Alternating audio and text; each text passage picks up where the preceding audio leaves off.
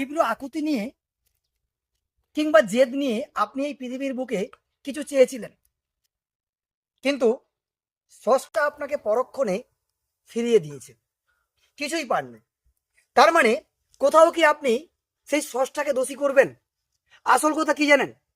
আমরা আমাদের চাওয়ার পদ্ধতি, চাওয়ার জন্য যা যা করি, আমাদের জেদ, কঠোর পরিশ্রম, আমাদের হার্ড ওয়ার্কিং দিয়ে আমরা আকুলভাবে চেষ্টা করেছিলাম আমাদের যেটা চাওয়া, কিন্তু সেটা আমাকে সেই সময়ের সাপেক্ষে সেই চাওয়াটা পৃথিবী আমাকে বিমুখ করে দিয়েছে বা দেয়নি। আসল কথা হচ্ছে পৃথিবী আপনাকে কেন দেয়নি জানেন?